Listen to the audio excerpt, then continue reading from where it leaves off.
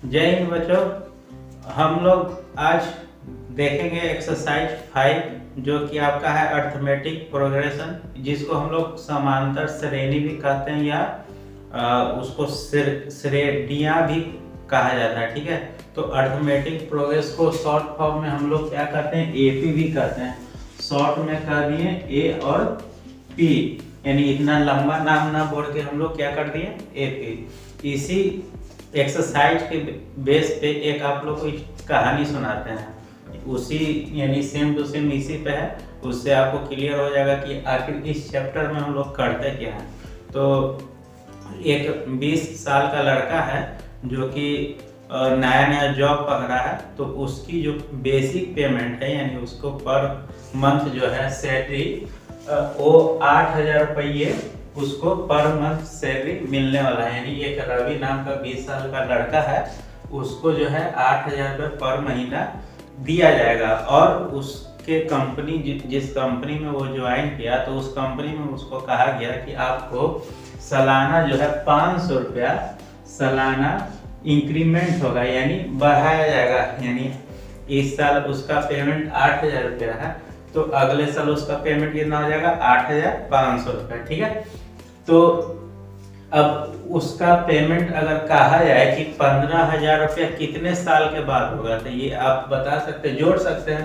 पहला साल में 8,500 हुआ, फिर सेकंड साल में क्या हो जाएगा, 9,000 हो जाएगा, फिर उसके बाद तीसरे साल में 9,500 हो जाएगा। तो इसी टाइप से एक क्रमबद्ध क्या होगा कि बढ़ते जाएगा। यानी उसका जो पेमेंट है, उसके पेमेंट में हर साल जो है 500 रुपया क्या होगा, ऐड होते चला जाएगा। तो क्या आप बता सकते हैं कि 15,000 रुपया उसको जब सैलरी 15,000 रुपया मिलेगी तो कितने साल के बाद मिलेगी, सोचिए थोड़ा सा।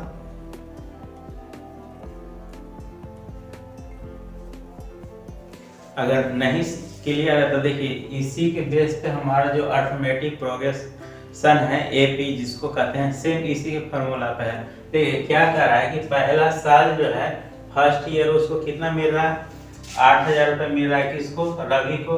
दूसरे साल कितना मिल रहा है, 500 रुपये बढ़ गया, यानी 8,500 रुपया। फिर तीसरे साल कितना मिल रहा है उसको, 9,000 रुपया। फिर चौथे साल फिर 500 रुपये बढ़ जाएगा, तो कितना हो जाएगा, 9,500। फिर पांचवें साल कितना हो जाएगा, 10,000 रुपया। तो इसी तरह से अगर हम जोड़ते हुए चले जाएं तो 15,000 रुपया कौन सा साल में मिलेगा उसको निकाल सकते हैं। ये तो एक लंबा प्रोसेस हो गया। तो मान लीजिए कि एंड टर्म में उसको क्या हुआ कि 15,000 रुपया मिला। अब यहाँ एक चीज यूज होने वाला है, टर्म।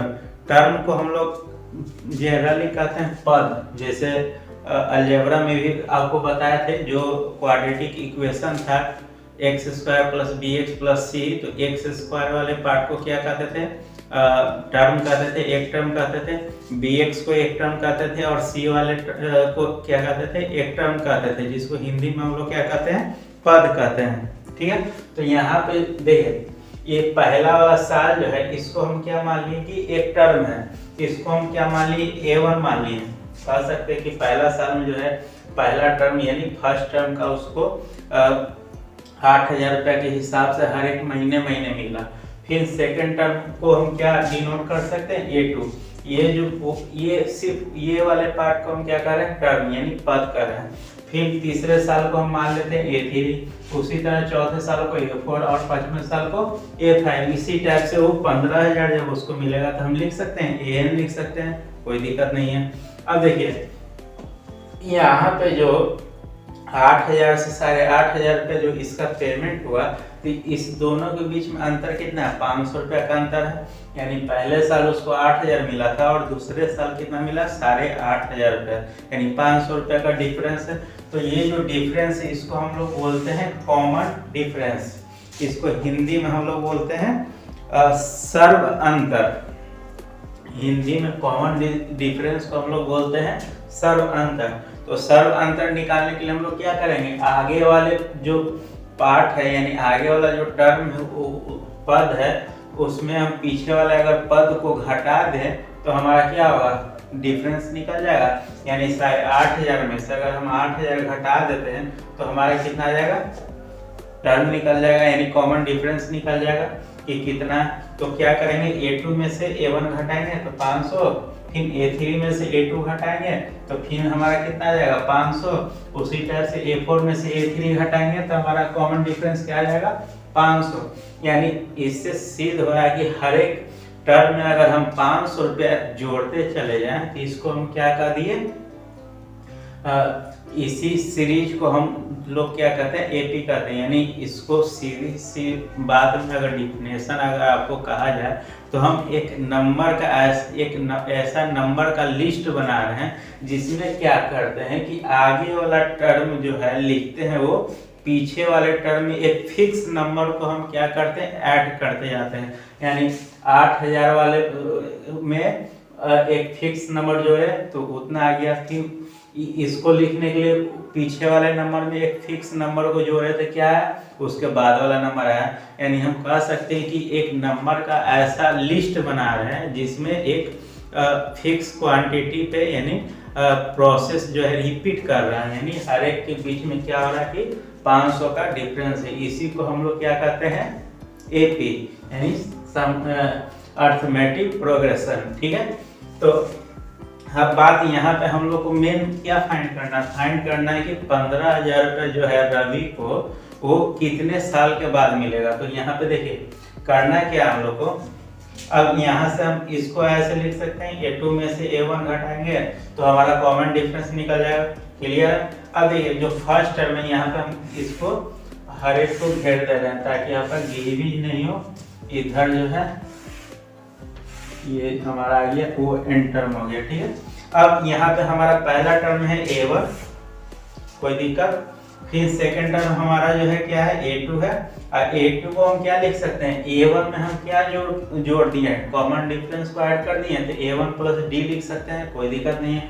A3 को क्या लिखेंगे जो पीछे वाला टर्म है A2 और उसमें हम क्या जोड़ देंगे कॉमन डिफरेंस जोड़ देंगे, वही तो कर रहे हैं। यानी आगे वाला जो टर्म लिख रहे हैं वो उसमें क्या कर रहे हैं कि पीछे वाला टर्म और प्लस जो हमारा डिफरेंस है उसको ऐड कर देना है। यानी A3 में देखिए ये तीसरा पद है और ये दूसरा पद है, यानी तीसरा पद लिखने के लिए हम लोग क्या किए दूसरे पद में जो है ये कॉमन डिफरेंस है सर्व अंतर, इसको हम लोग क्या करते हैं कर रहे हैं ऐड करते हुए चले जा रहे हैं। A4 में क्या करेंगे A3 प्लस AD। इसी टाइप से अगर हमको n टर्म लिखना हो तो यहाँ पे देखिए जब 4 लिख रहे हैं 4 टर्म लिख रहे हैं तो यहाँ पे क्या हो रहा है थर्ड टर्म आ रहा है, यानी एक घट जा रहा है। तो जब n टर्म में लिखेंगे तो क्या हो जाएगा एक टर्म घट जाएगा a minus n a n minus 1 लिख सकते हैं। अब प्लस इसमें क्या हो रहा है डिफरेंस को हम ऐड कर रहे हैं तो यहाँ पे हम लोग क्या कर दिए डिफरेंस को ऐड कर दिए, इजीली लिख सकते हैं, कोई दिक्कत नहीं है। अब देखिए इसको और हम क्या सॉल्व कर सकते हैं A2 equal to A1 plus D। अब यहाँ पे जो A2 हम लिख रहे थे तो A2 को जगह हम ये लिख दें A1 प्लस D, तो A1 प्लस D लिख दिए। अब प्लस ये वाला D तो आ ही जाएगा।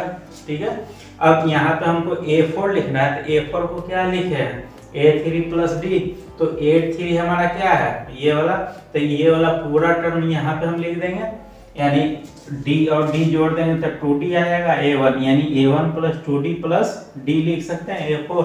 तो इसी टाइप से n टर्म लिख लेंगे। अब देखिए यहाँ पे एक चीज और बात है, अब यहाँ पे जो है A1 है प्लस D के साथ कितना मल्टीप्लाई है 1 मल्टीप्लाई है, तो इसको हम और लिख सकते हैं 2 में से अगर 1 घटाएंगे तो लिख सकते हैं 2 माइनस 1।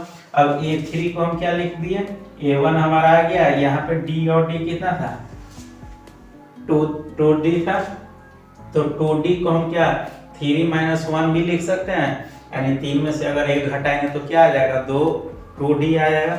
उसी टाइप से A4 को हम क्या लिख सकते हैं A1 plus 4 minus 1 into D। अब देखिए जो यहाँ टर्म था यानी 4 यहाँ था तो n हमारा क्या आ रहा है 4 आ रहा है, यानी n माइनस 1 इंटू D। तो इसको हम ऐसे लिख सकते हैं जब nवा टर्म आएगा यानी an आएगा तो यहाँ पे क्या आ जाएगा ये तो फर्स्ट टर्म आएगा A1 फर्स्ट टर्म आएगा और प्लस यहाँ पे 4 माइनस 1 यानी ये जो है यानी इसको हम n माने तो यहाँ पे आ जाएगा n माइनस 1 और डिफरेंस हमारा क्या है कॉमन डिफरेंस मल्टीप्लाई है, तो यहाँ पे हम क्या कर देंगे कॉमन डिफरेंस को मल्टीप्लाई कर देंगे। तो यही जो हमारा फार्मूला है इसी को हम कहते हैं अर्थमेटिक प्रोग्रेस, यानी एन टर्म ऑफ प्रोग्रेस। तो यहाँ से आप जो है, अब यहाँ पे देखिए ए एन हमारा क्या हो जाएगा, ए एन हम किसको माने थे, लास्ट टर्म को माने थे। तो यहाँ पे आप लिख लीजिएगा कि ए एन हम किसको माने हैं, लास्ट टर्म को माने हैं। ए एन जो है हम किसको माने, लास्ट टर्म यानी अंतिम पद को माने। ए वन हमारा क्या है, ए वन हमारा फर्स्ट टर्म है, फर्स्ट टर्म है। और क्या है, एक डी है जो कि हमारा क्या है, कॉमन डिफरेंस, सी से कॉमन, डी से डिफरेंस। और एक और हमारा फॉर्मूले में क्या आ रहा है, एन आ रहा है। ये क्या है हमारा, नंबर ऑफ टर्म, यानी कितना टर्म पे ये बात हो रही है।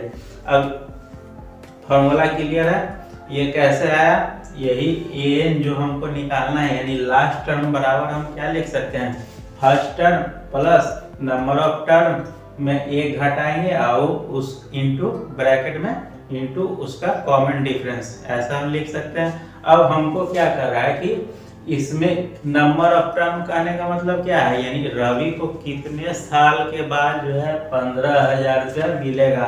स्टार्टिंग हमको पता है कितना है, स्टार्टिंग 8,000 रुपया है और अंतिम पता है 15,000 रुपया, दोनों के बीच का डिफरेंस पता है। यानी हमारा गिवन क्या, देखिए एन जो है, एन हमको पता है कितना है, एन 15,000 रुपया, यानी लास्ट टर्म जो है उसका 15,000 रुपया है।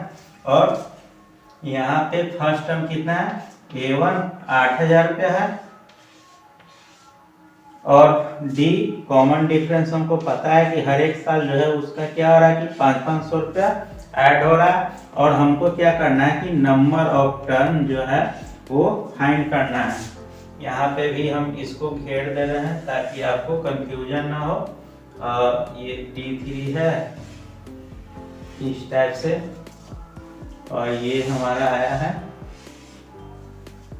ये एक पार्ट में है, ये वाला जो है एक पार्ट में है और ये वाला जो है एक पार्ट में, इसलिए इसको हम ऐसे घेर दिए हैं। यहाँ पे ये एक पार्ट है, ये एक पार्ट है। आप चाहे तो इसका क्या कीजिएगा, टेबल भी बना सकते हैं। टेबल बनाने के बाद आपको जो है थोड़ा इजी, ज़्यादा इजी हो जाएगा समझने में, ठीक है।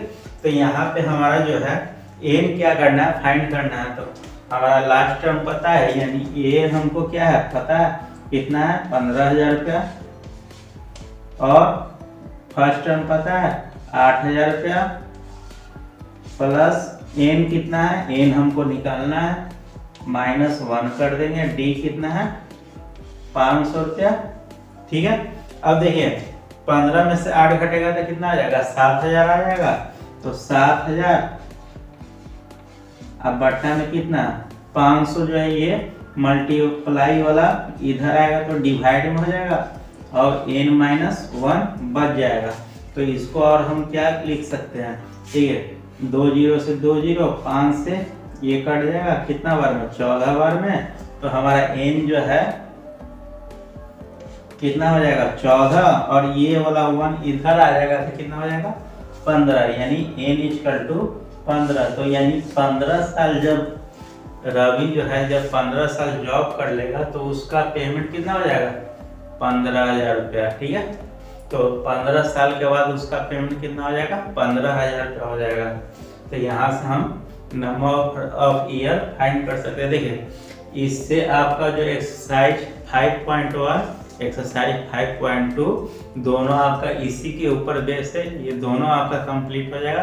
पहला एक्सरसाइज में कुछ नहीं करना है आपको, पहला एक्सरसाइज में बस आपको पहचानना है कि ये जो है टर्म जो है ये एपी है या नहीं है। एपी कैसे हम लोग पता करेंगे, सिंपल आपको क्या करना है, आगे वाला टर्म में से अगर पीछे वाला घटाएंगे जितना आएगा यानी कॉमन डिफरेंस आएगा, जितना आएगा फिर आगे वाला को पीछे वाला में हटाएंगे उसका कॉमन डिफरेंस आएगा। अगर ये हमेशा बराबर आते जाएगा तो हम लोग क्या कर देंगे, कह देंगे कि ये एपी है। अगर नहीं आएगा तो ये एपी नहीं है, ठीक है। तो ये तो हो गया। उसके बाद ये भी क्लियर आपको समझ में आ गया हम कैसे कैसे किए हैं। पेमेंट उसका क्या हो रहा है 500 रुपया बढ़ते जा रहा है, तो इसको हम क्या कहते हैं, फर्स्ट टर्म इसको कहते हैं, सेकेंड टर्म इसको कहते हैं, थर्ड टर्म, ठीक है। और उसके बाद एक कॉमन डिफरेंस होता है जो हर एक ईयर बाय ईयर उसका क्या हो रहा है, ऐड होते चल रहा है, तो उसको हम क्या कर दिए, कॉमन डिफरेंस कर दिए। तो इसी के बेस पे हम लोग ये जो फॉर्मूला लाए हैं, यही आपका है AP of an term of progression, ठीक है। तो यहाँ से आप ए इसी टाइप से फाइंड कीजिएगा। एन वाला जो भी क्वेश्चन है वो आपका एक्सरसाइज 5.2 में है। 5.1 में सिर्फ आपको पहचानने के लिए अब एक्सरसाइज हम शुरू करते हैं, तो इसका स्क्रीनशॉट ले लीजिए। बच्चों हम लोग स्टार्ट करते हैं हमारा एक्सरसाइज 5.1। आप लोग देख लिए हैं पहले, थ्योरी क्लियर है, कोई दिक्कत। एक्सरसाइज 5.1 में क्या कर रहा है, in which of the following situation does the list of number involve make a arithmetic progress and why. यानी आपको कुछ क्वेश्चन दिया हुआ है, यानी लिस्ट दिया हुआ है, सिचुएशन दिया हुआ है, और आपको उसको क्या करना है कि देख के बताना है कि जो नंबर इसमें इन्वॉल्व है वो एपी में है या नहीं, अगर है तो क्यों है, ठीक है। तो पहला क्वेश्चन क्या कर रहा है, the taxi fare after each kilometre when the fair is 15 रुपया for the first kilometre and 8 रुपया फॉर ईच एडिशनल किलोमीटर। यानी एक टैक्सी जो है वो चलेगी तो उसका जो फर्स्ट टर्म यानी पहला जो किराया है, ये आपका क्वेश्चन नंबर फर्स्ट का फर्स्ट है। कह रहा है कि एक टैक्सी है तो उसका जो फर्स्ट रेंट है यानी जो फर्स्ट किराया जाएगा वो क्या है, 15 रुपया है, ठीक है। और पहला के बाद क्या होगा कि वो 8 रुपया हर एक किलोमीटर पे 8 रुपया का क्या होगा कि ऐड होते हुए चला जाएगा, यानी सेकेंड किलोमीटर से। तो इसका अगर एपी हमको अगर बनाना हो तो क्या लिखेंगे, पहले 15 लिख देंगे हमारा फर्स्ट टर्म, ठीक है। उसके बाद 8 जोड़ देंगे तो सेकेंड टर्म क्या हो जाएगा हमारा 15 8 23। फिर थर्ड टर्म कितना आ जाएगा, 23 में 8 जोड़ लीजिएगा 31। इसी टाइप से क्या होगा, बढ़ते जाएगा।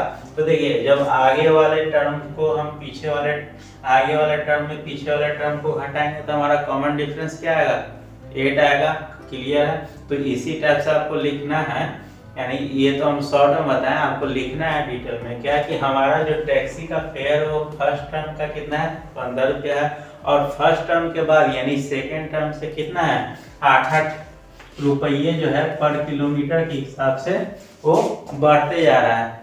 तो फिर उसके बाद आपको ये सीरीज लिख देना है। इसको देखिए, इसको हम लोग कहते हैं सीरीज, और सीरीज हमारा दो टाइप का होता है, एक होता है फाइनाइट सीरीज, एक होता है इनफाइनाइट सीरीज। फाइनाइट सीरीज को हम लोग कहते हैं परिमित और इनफाइनाइट को कहते हैं अपरिमित, ठीक है।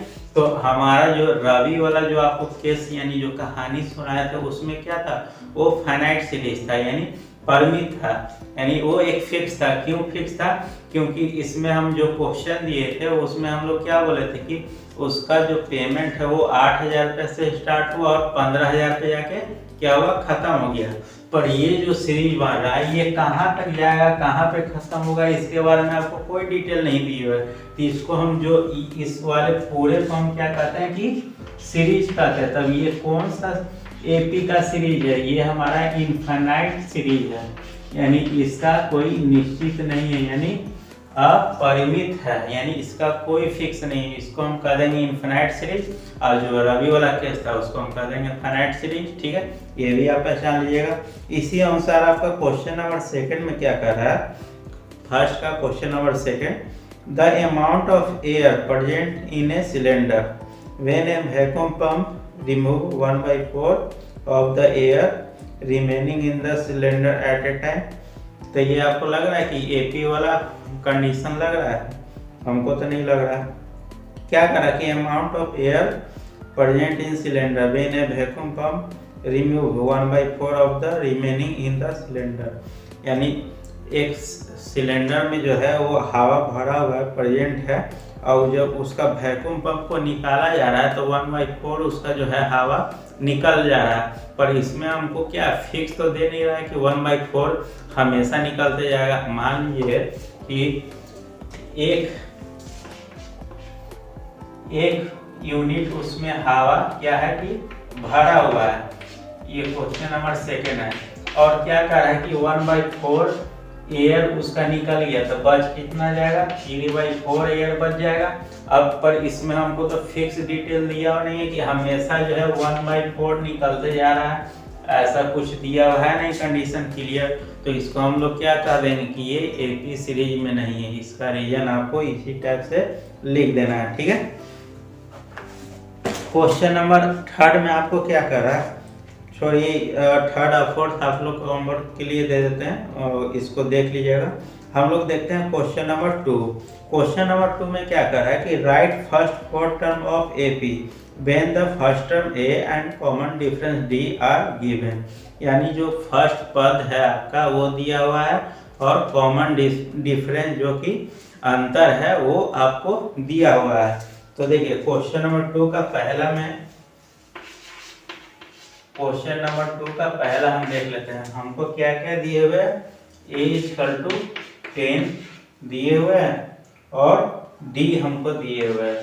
तो आपको क्या कर रहा है, सीरीज बनाने के लिए कर रहा है right first 4 term of AP, यानी 4 को आपको टर्म में लिखना है। तो फर्स्ट टर्म तो आपका कितना हो जाएगा, 10 हो जाएगा और d कितना है 10 है, तो ऐड हो जाएगा 20, 3 30, 3 40। ये आपका हो गया first term, second term, third term, fourth term. आपको 4 ही टर्म तक लिखने के लिए कह रहा था। इसी टाइप से आपको क्वेश्चन नंबर 2 भी बना लेना है। एक माइनस वाला भी आपको दिखा ही देते हैं। क्वेश्चन नंबर 2 का क्वेश्चन नंबर 3 ये जो है आपका दिए हुए हैं कितना है 4 और डी आपका दिए हुए -3। ठीक है, वहाँ पे एक कॉमन डिफरेंस जो बताया था उसमें एक चीज छूट गया था। कॉमन डिफरेंस जो है आपका निगेटिव भी हो सकता है, जीरो भी हो सकता है, पॉजिटिव भी हो सकता है। पर जब भी कॉमन डिफरेंस होगा वो ज़्यादातर इंटीजर के ही केस में होगा, फ्रैक्शनल में भी हो सकता है। पर जो भी कॉमन डिफरेंस आपका जो 2 टर्म के बीच होगा, यानी ये दोनों टर्म के बीच का जो डिफरेंस होगा वो ये दोनों डिफरेंस के बीच में भी होना चाहिए। ऐसे ज़्यादातर आपका क्वेश्चन इंटीजर पे ही है, या तो वो नेगेटिव इंटीजर आए, या तो जीरो आए, या तो पॉजिटिव इंटीजर आए। तो यहाँ पे आपका a क्या दिए हुए है 4 दिए हुए, यानी फर्स्ट टर्म। उसके बाद कॉमन डिफरेंस कितना है -3, तो ये घट जाएगा। उसके बाद फिर घट के कितना आ जाएगा -2 आ जाएगा, फिर -5 आ जाएगा। 4 टर्म हो गया, 1 टर्म, 2 टर्म, 3 टर्म और ये 4 टर्म। तो इस टाइप से क्वेश्चन नंबर 2 भी आपका बन जाएगा। देखिए क्वेश्चन नंबर 3 देखते हैं। क्वेश्चन नंबर 3 में क्या कर रहा है कि for the flowing AP right the first term and common difference. यानी आपको सीरीज दिए हुए कुछ सीरीज दिए हुए उसमें आपको क्या कर रहा है कि right first term and common difference. बच्चा वाला सवाल है, ये तो आप बना लीजिएगा जी। देखिए क्वेश्चन नंबर 3 का फर्स्ट में आपका दिया हुआ है सीरीज दिए हुए 3 1 -1 -3 ... यानी ये इन्फिनाइट है। तो इसमें आपको बताना है फर्स्ट टर्म बताना है और कॉमन डिफरेंस यानी डी बताना है। तो फर्स्ट टर्म तो हमारा यही हो जाएगा a = 3। इसको आप a1 लिखिए या a लिखिए, बात बराबर है। और डी के लिए हम लोग क्या कहेंगे a2 - a1। तो a2 हमारा कितना है 1 -3। तो हमारा कॉमन डिफरेंस कितना आ जाएगा -2। तो हमारा निकल गया a और कॉमन डिफरेंस -2। एक फ्रैक्शनल वाला है वो भी आपको दिखा देते हैं। तीसरा नंबर चेक करके देखिएगा, नहीं बनेगा तो डाउट क्लास में आपको बता दिया जाएगा। क्वेश्चन नंबर 4 एक बार देख लेते हैं। करें which of the following are AP if they form an AP find the common difference D and write 3 more term। करा which of the following are A P, यानी कुछ आपको इक्वेशन दिया हुआ है स्क्रीन पे दिख रहा है।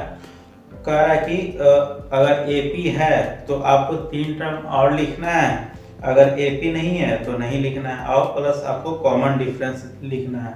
एक इसी का आपको फ्रैक्शन वाला ही ले लेते हैं। क्वेश्चन नंबर 4 है। 4 का क्वेश्चन नंबर सेकेंड में क्या कर रहा है, 2 है, 5/2 है, फिर है 3 है, फिर 7/2 है, उसके बाद इन्फिनाइट है। अब यहाँ पे हमारा फर्स्ट टर्म क्या हो जाएगा, a = 2 और d हमारा कितना हो जाएगा 5/2 - 2, ये हमारा d1 निकालिए। तो यहाँ से क्या हो जाएगा 4, तो 1/2 डायरेक्ट लिख दिए। 2 से उधर जाएगा 4 घटेगा 5 में से, तो 1 आ जाएगा, 1/2 आ जाएगा। तो हमारा डिफरेंस कितना आया, 1 आया। एक और डिफरेंस निकाल लेते हैं कंफर्म करने के लिए कि सही है कि नहीं। d2 हम निकालते हैं। d2 क्या करते हैं, 3 में से घटाते हैं 5/2 को, तो 3 दूनी 6 - 5/2 यानी 1/2। तो ये हमारा क्या है, एपी के फॉर्म में है, कंफर्म है। तो जब एपी के फॉर्म में है तो आपको क्या करना है, 3 गो और टर्म लिखना है, यानी 7/2 के बाद 3 टर्म और लिखना है। तो 7/2 में 1/2 ऐड कीजिएगा तो कितना आ जाएगा, 2 आ जाएगा, ये 8 आ जाएगा। तो इसको हम क्या हो जाएगा 4 हो जाएगा। तो यहाँ पे आप 4 लिख दीजिएगा। अब यहाँ पे देखिए वो शॉर्ट तरीका, 2 है, 5/2 28, फिर 3 7/2, फिर 3.5 4। तो यहाँ पे क्या होगा 4.5, तो 4.5 को हम क्या लिखेंगे 9/2 और उसके बाद क्या आ जाएगा 5 आ जाएगा 4.5 के बाद। इजी है, बन जाएगा। क्वेश्चन नंबर 4 इसी टाइप से सारे में करना है। इसमें टोटल क्वेश्चन नंबर आपका है टोटल 15 क्वेश्चन दिए हुए। इसी आधार पे एक और बता देते हैं, क्वेश्चन नंबर आपको 10, ठीक है, थोड़ा ये वाले फॉर्म में है। क्वेश्चन नंबर 4 का क्वेश्चन नंबर 10। क्वेश्चन नंबर 10 में आपका इस टाइप से दिए हुए 2a 3a 4a। अब देखिए फर्स्ट टर्म तो हमारा क्या हो गया a, और कॉमन डिफरेंस क्या हो जाएगा 2a - a, तो हमारा कितना है a। तो इस ये एपी के फॉर्म में है, कंफर्म है, क्योंकि 2a में से a घटाएंगे तो ये आएगा, 3a में से a घटाएंगे तो ये आएगा। तो आगे 3 टर्म और लिख देते हैं, तो 5a हो जाएगा, 6a हो जाएगा और 7a हो जाएगा। इजी है। इसी तरह आपको बनाना है और डिटेल में लिखना है। इतना शॉर्ट में लिखिएगा तो नंबर मिलने वाला नहीं है। हमेशा की तरह इस बार भी बोल रहे हैं, इसलिए आपको हर एक जो स्टेप आप कर रहे हैं वो स्टेप आपको लिखते जाना है। इसमें 4 ही क्वेश्चन था, पैटर्न यही है। बाकी प्रैक्टिस के लिए आपको क्वेश्चन दिया हुआ है, वो आपका होमवर्क बना लीजिएगा। अगर नहीं बनेगा तो डाउट क्लास में आप पूछ सकते हैं, ठीक है। मिलते हैं नेक्स्ट एक्सरसाइज 5.2 में। धन्यवाद।